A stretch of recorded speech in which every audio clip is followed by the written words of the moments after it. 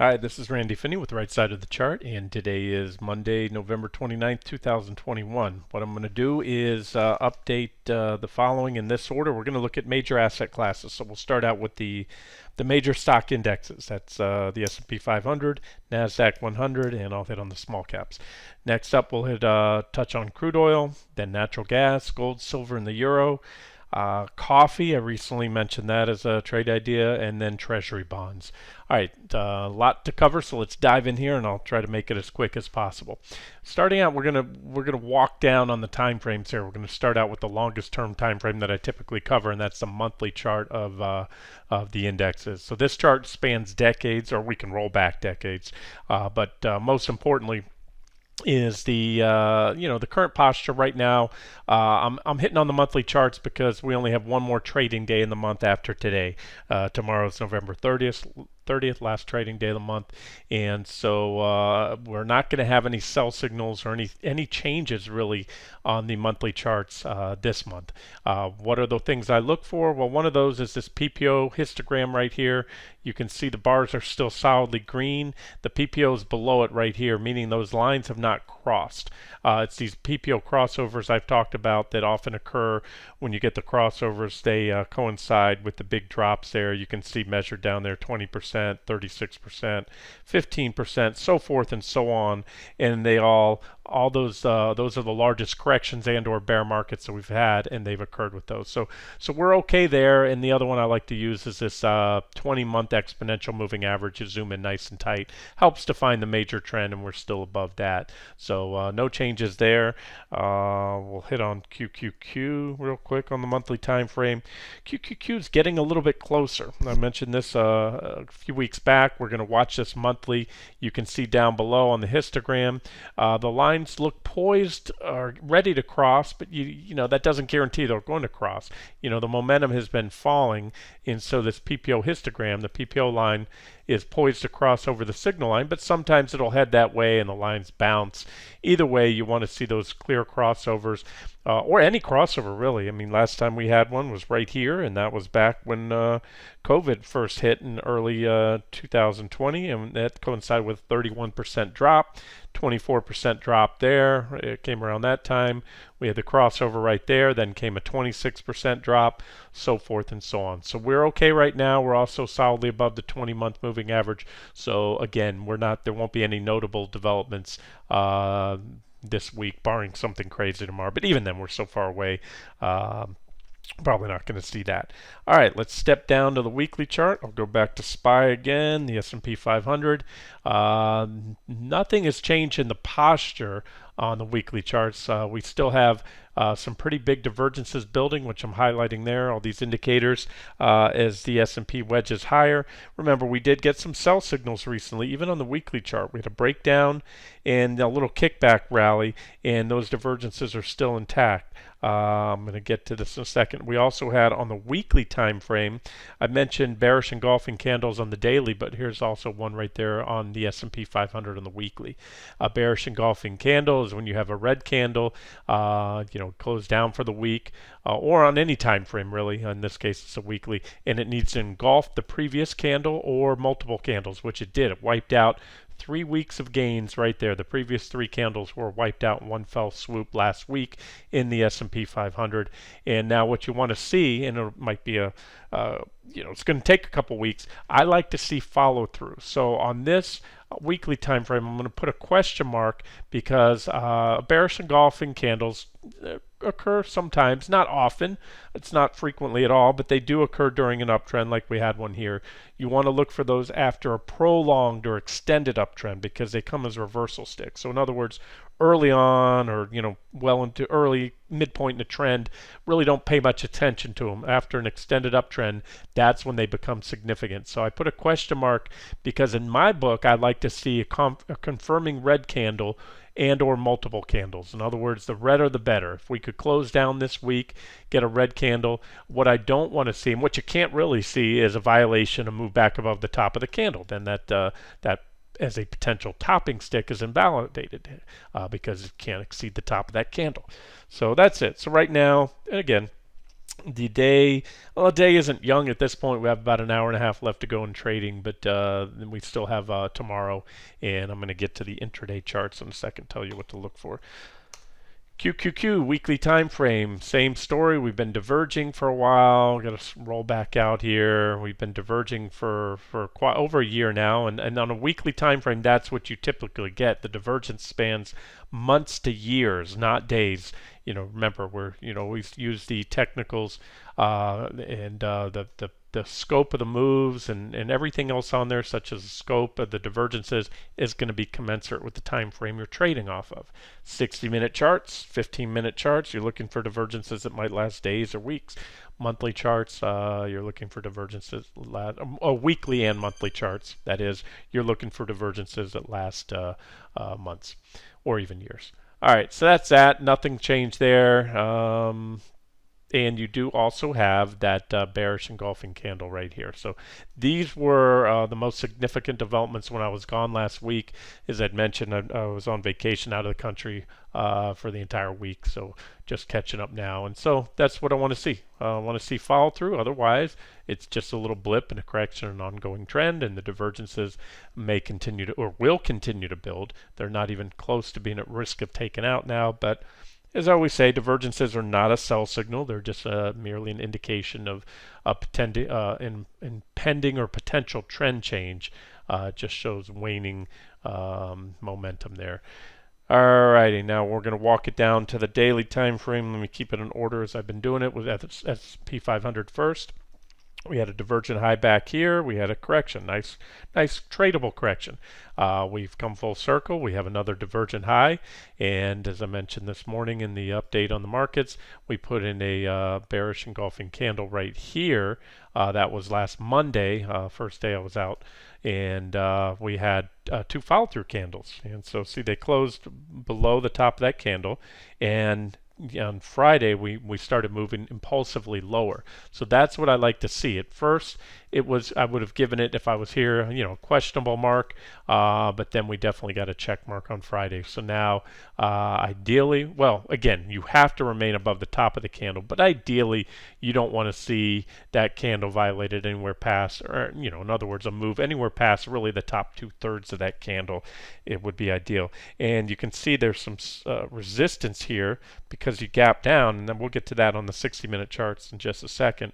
And that's where I mentioned this morning, nothing goes down forever. There's been a hot market, a lot of people wanting to get in, big time FOMO trade going on right now. So the dip buyers are going to buy a big drop like that. It's not guaranteed, but they did.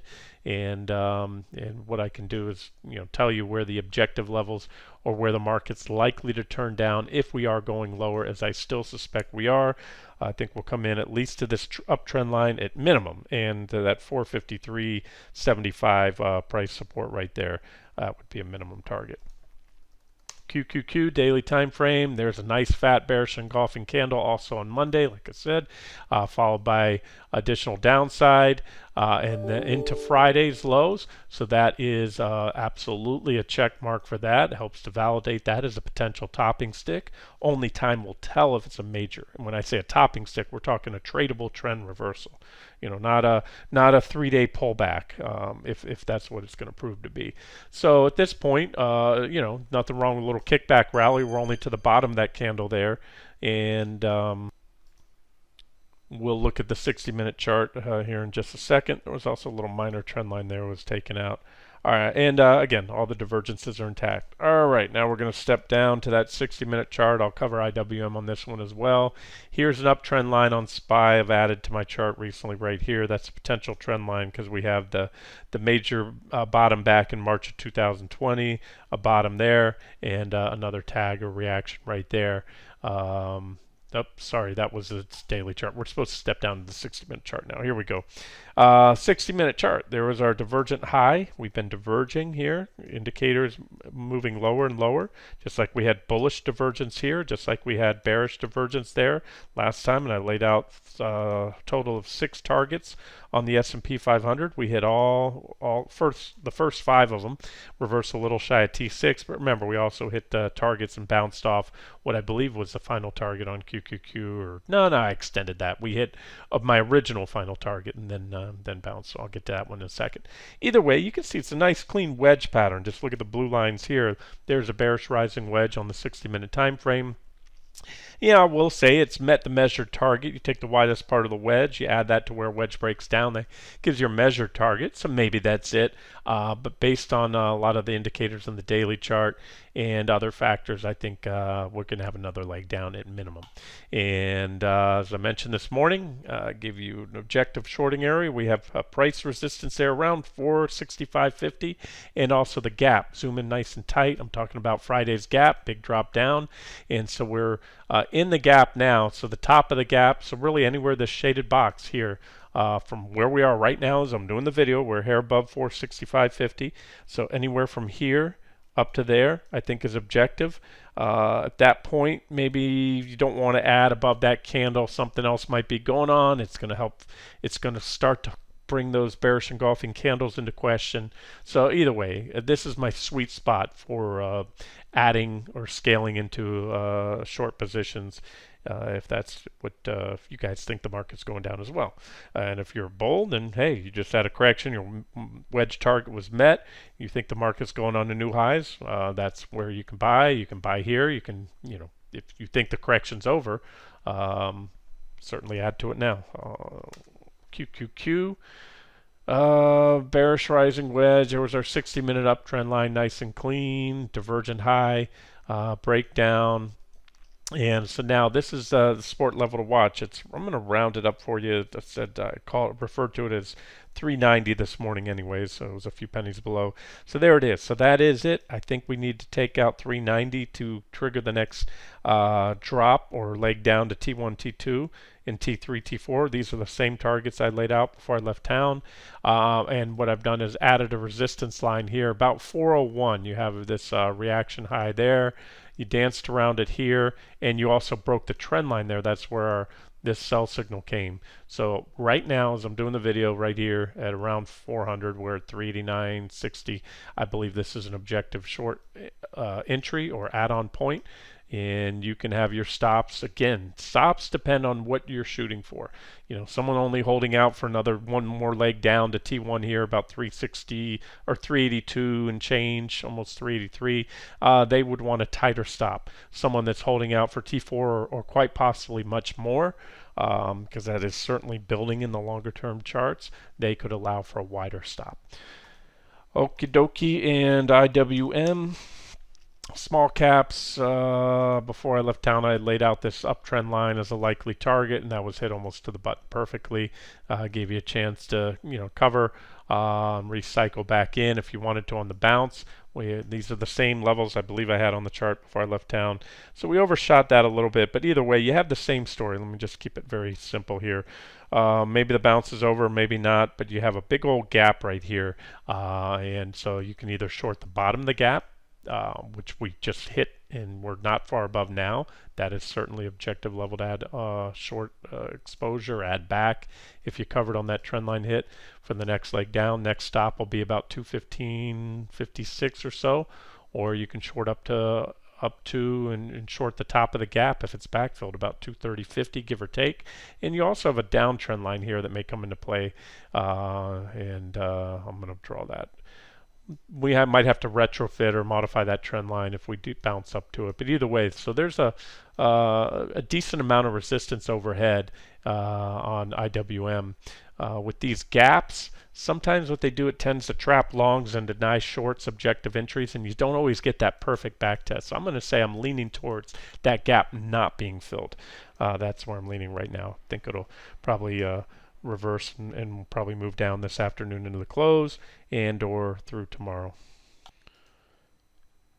Okay, crude oil, a big mover last week while I was out, but we were already on a sell signal on crude, and I'm looking for what I believe to be a major top in crude, not just a swing trade. I've made that clear quite a bit recently, and I'll get to the longer term charts in a second. But what put us on a sell signal in the near term, we had a beautiful, nice clean uptrend line there. We broke down back here. We back tested it once, giving you objective short entry if you missed the breakdown, and then another back test there, giving you another objective short entry on that second back test, and that also put in a double top and divergent high. So there's 3 check marks there, or multiple short entries and 3 different reasons to be short, but they really all tie together. It just helps build the case, and so that's it. I'll speak real quickly to fundamentals about this. Try not to digress too much. I've got to wrap this video up soon. I've got somebody coming over for an estimate on something we're doing on the house. All right, so we went to St. Lucia, and in doing so, I can tell you this. My wife did most of the planning for it. We had her sister's family, both her sisters' families traveled with us. They said the same thing. The trip was, pardon my French, a big pain in the ass due to all the COVID protocols, documentations, test. What do we have? 2 tests going there, almost a third actually. We had to test to get out of the country, fly into St. Lucia, test coming back. We went to a wedding. We had to nose swab there as well, rapid test there. But and the paperwork, the amount of documentation, uploading. Everyone we ran into the airport and on vacation said the same thing. Bottom line, I just want to say it was not a simple vacation. I was going from South Florida. It's not like I'm flying from Canada or Wichita, Kansas down to the tropics, but it's usually a lot easier flight. And where I'm going now, we have the new variant they're concerned about. More easily spread, a higher recurrence rate. There's still more to be researched or document on this new strain, but I can see how even the way it is now, you could pay for my trip down there and say, hey, I'm going to buy you another ticket down to anywhere you want to fly to out of the country. I wouldn't do it. That's my take. So I think it's going to, the crude drop. Where I'm going with this, it might sound like I'm going off on a tangent. Crude drop because of concerns of the new variant, and rightfully so. I think it's going to put the brakes on travel. I mean, down on the island, and even being on the island, it was a real pain. It was almost a sense, everyone's different, but the majority of the people who live there, locals, it was almost as if they didn't want you there. That island is completely or very heavily dependent on tourism, and everywhere you go, they had strict protocols, taking your temperature. You can't walk up and order a drink at the bar or dinner without wearing a mask, walk anywhere. Anyways, so this COVID thing, it really could put the brakes on the market. And then where I'm going with crude oil could really have a sharp drop if this thing heats up. We've already seen quite a few countries implement, additional protocols, travel restrictions, things like that. So let's not say more on it. You probably heard about this and read about it, but that was, all of a sudden, and that's how these things work. It's not like this variant just popped up in a single day. It's something that's been building, and the charts and the technicals always align. What happens is you'll build up bullish and bullish and bullish, a case for a stock or an index or a commodity. The charts may be setting up bullish or bearish, and the fundamentals are starting to go that way too. And then finally, there's just like a flashpoint. Quite often, that's usually a breakdown in the technicals or a breakout, and the masses might not realize it right away. But in the case of crude, what I think it was when we took out that 77.83 level, you can see we back tested it, and then we started going down. At that point, that was what I often refer to as the point of recognition, where bulls, crude bulls that were buying dips and doing well, buying the dips, realize, ruh-roh, this isn't your usual dip buying opportunity, because we got burned here, and now they got very burned there. So that's that. I think we're going lower, and I think I gave you some levels this morning where to short, and so far crude is still, well, it's up today because it's it was down so much last week, but again, looking bearish. And let me go to the longer term chart. Quickly, I can look at USO. USO, I talked about this one in the past. Recently had a massive gap there when COVID first hit and things were on the way down. It broke major support, and there was the bottom of the gap, and that's where USO failed perfectly. That was look at that test, hit the bottom of the gap, reversed, and it's now taken out this uptrend line right there. USO is the probably the most popularly or widely traded ETF. And you can see the breakdown that we had last week. It gapped down. Again, these gaps, that's what they're pretty darn bearish. Like I said, they trap a lot of longs that are in there, and now the longs are just hoping, praying for a bounce back to where they got to. Shorts didn't want to short a drop down that much, and so they're waiting for that too. And quite often you just don't get that. So that's why I think the bounce is probably today's bounce is an objective shorting up, I believe, on crude oil. Okay, and next up, this is the longer term chart, a daily chart of WTIC on stockcharts.com. That's West Texas Intermediate Crude. It's crude oil, same one we were looking at, crude futures. That was, to me, a very big resistance level back here, support level. It was broken down. We came back up to it there, rejected. I've covered this chart quite a bit recently, and what I said I believe this to be right here is just a little brief overshoot, aka false breakout, bear bull trap, whatever you want to call it. And so far that seems to have proved to be the case, because we fell back below there. Now we're bouncing today. This is an end of day chart, so really where crude goes over the next week or so should make or break my case here. I want to see more downside. I believe we'll get it, and then that is very powerful, that false breakout above that I don't know, it's about 77-ish level on crude oil.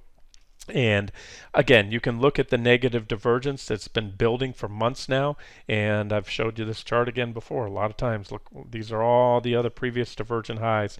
This is a log scaling. I'm using log scaling, so don't underestimate. These are big double-digit drops after each of these divergent highs. So that's in large part my case for a lot more downside to come in crude oil. It's going to be volatile. If you're going to try to swing or trend trade crude, you need to have a position that's small enough that allows you to ride out some pretty powerful counter trend bounces and pretty wide stops. And natural gas up next, NG, natural gas futures, is an hourly chart. I had to replicate this chart. I believe the futures rolled from the last chart I had, so all the lines change.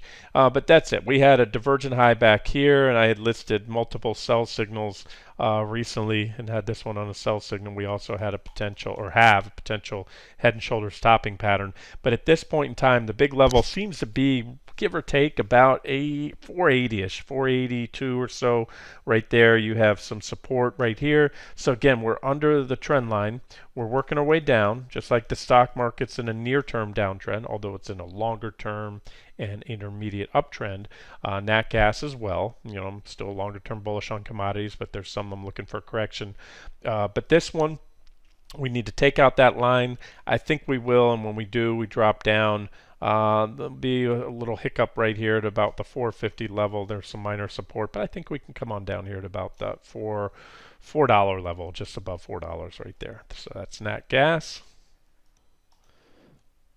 And that was the 120-minute chart. This is the daily or weekly chart. My long term, we go back all the way to 2007 back here. And what I've been highlighting recently, we had a major reaction high back in late 2013 right there. And that's exactly where crude hit. So that is resistance. These reaction highs are what traders look for. And then this is the uptrend line that we've been testing. So if and when that goes, that may be it, because we pulled back to this reaction high, which is support.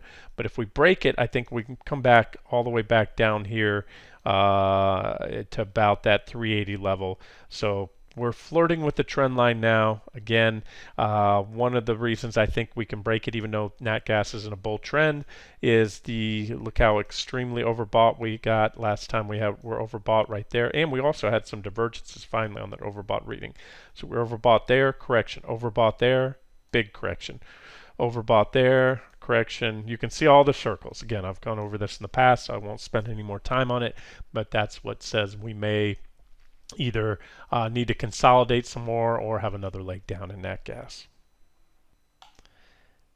And again, my convictions aren't super strong on it because we're at support right now, at least my convictions at this point in time, and the fact that commodities, just about all commodities are in a bull market. But again, let those 60-minute charts or 120-minute charts be our guide. So if that support level goes that I showed you on the last chart, that would be your next objective short entry. Gold up next. Covered this morning, so I won't spend a lot of time here. Pointed out well, first I pointed, well, a lot of things. I mean, you go back in time, I pointed out this divergent low, the breakout was bullish up to here, and said break above 1838 would be quite bullish when we got it. But then when we got it a couple weeks ago, I told you there were a few things I didn't like at the time. Number one, headlines started, they opened the bullish spigot. Everything I was reading coming out of the financial media, advisors are telling their people to go long, buy gold after the big run, of course. Right here is where they started to do that. Plus, we had a divergent high near-term overbought conditions. So I warned of a potential correction, especially if this uptrend line broke, which it did, and that correction took us back under there. I also said we may fall back below 1838, which we did, and but now we're at pretty decent support. Like I said, this is really the big level. I don't expect gold to get back down here, but if it does, I'll be very interested in buying. If there's some bullish divergences, we could pull back to any or all of these marked levels. And look, we're going to have another drop from here, as long as it's not a huge drop. It's still going to give us pretty big positive divergence. So I believe that gold, and I'm still longer term bullish, I think this is just a stop clearing move by the powers that be, or whatever market forces you want to say are in there. That moved back below 837. It was pretty clear once 1837, 1838 failed, there were a lot of stops there, as there should have been. And those stops were hit, caused a lot of selling. But look, we've been holding 1783 for a while here, last few days, and that could be it. Or another thrust down. Like I said, we're going to have divergence here. So I think gold's a buy anywhere from where we're at now down to, and really not below 1720. So let's just keep it that simple. SI silver starting to look good now. We have nice divergence in place right now. Positive, aka bullish divergence. Although we were at 23 when I gave it to you this morning, the chart, and we broke that now. So the level I'd like to see hold on silver. Gold's more important. Silver's going to follow its big brother, gold, ultimately. But that's a pretty decent support around 22. You also had that, inverse head and shoulders back here. And it's not as if it didn't play out. It did. It played out for a nice move. And again, positive divergence on this 2-hour candles, 120-minute chart. We could reverse anytime. It'd be nice to see a reversal soon back above the 23 level right there, because then that means this little move would be a false breakdown, aka bear trap, and probably lead to a powerful move up if we can recover $23. All right, our euro, I already covered the euro. Looks good. It's been it's been in a downtrend for a while, but as I've been mentioning, these divergences have been building, and they're still very much intact right now. And we had a nice breakout while I was gone right here, impulsive breakout. Tried to circle that, but you can see it there, that impulsive breakout. And you can see these are my marked targets: 111.441 or 114.41, 115.45, and maybe all the way up here to 116.88 or so on the euro. Okay, coffee. I screenshotted a bunch of charts before the open, and then it took a while trying to get those posts out, giving you updates on the markets and on gold, silver. One of those was coffee. You can see I always timestamp my charts, so you can see kind of what was going on at the time. This was about a half hour before the market opened, and looking good. So I highlighted it back here as a short after this divergent high and that minor trend line breakdown. And what we did is we went on and pushed on up, made a marginal new high, but very much kept those divergences intact. So again, my apologies. I just, after getting everything out, I had to take a break, do something. Didn't get this chart, but either way, it's still valid update, still valid analysis. I'm just going to show you we've since broken down. These are targets here. Let me give you the live chart, and we'll go from there, because I've got to wrap this video up very soon here. And that is KC. Give me 1 second, and I will find KC down in all my charts here. And there we go, KC. That's that trend line. Broke shortly after I screenshotted that after the market opened, and also I said in that we had the support right there, 2.3985. It was price support and also trend line support broken, and now we're bear flagging right there. So We came close to, but a little above that 228.15 target. And so I expect this bear flag, it may form a little more first, but suspect we'll break down and probably have another thrust down to the next targets, which are 223.50 to 14.90. Remember, these are unadjusted targets. That means they're the actual price levels, support levels where reaction's likely. So whichever one or ones that you're targeting, you want to cover a little bit above those levels. But based on those divergences, I don't think that's it. I think there's quite a bit more downside. At minimum, I'll tell you right now, if you want to just try not to game the little zigs and zags, at bare minimum, I think we're coming down here to about that 215 level, and quite possibly more. So looking good, looking like another leg down to come soon on coffee. And last but not least, Treasury bonds. Here's ZF. This is the 5-year Treasury bond futures, and it's nice divergent low. That was about, I guess, about when I left right there. And those divergences are playing out, but they took us up right up to the trend line. I don't believe I've edited this chart. This should be all the lines on the last update I gave you on ZF. We hit that trend line, giving you an objective level to take profits. And if and when we break it, which I think is likely based on the based on these divergences, that should take us up here. I'd say at least to 122, 144. So you can either buy it on a pullback. I will add a level now since it's been a few days. Let's say right about there, give or take. If we get all the way back down to 121.090, that might provide an objective entry, or on a breakout of the trend line again, up to at least 122, 144. That's the 5-year. Some people trade the 10-year. I'll trade whichever ones look good, or any or all of them, sometimes multiple ones. But there's a positive divergence, just like we had a trade right here that was highlighted. You had divergent low and a breakout of the wedge. We zigzagged up, hit that 131.258 target. Here we ran into that 131.077 target today, and we've been consolidating, excuse me. So if we can break it, probably move on up to that 131.258 target again. And being that we already hit it, we may have one more thrust up. Okay, so I think we could potentially swing all the way up here. My convictions aren't super strong right now. I mean, to be honest, I really want to review the longer term charts. I hadn't had a lot of time to dig into treasuries, look at the daily charts longer term. But either way, I'd rather be long than short right now with the based on those recent divergences and the market volatility too, which is most likely driving institutional traders out of equities in things such as crude oil and into these safe haven treasuries like government bonds. And then finally, so that's the 10-year ZN, or you could trade IEF as the ETF in lieu of that. And then ZB is your 30-year bond. To me, I'd stay away from the 30-year. I don't see reason to be long or short the 30. So I really like that shorter end of the yield curve, the short to mid end right now. The chart's much more clear to me, clearly bullish. This one did have, we did have a divergent low recently on it, but we've already rallied, and I just, again, I'd prefer, if you're going to trade anything, I think the 5-year and the 10-year has a better outlook.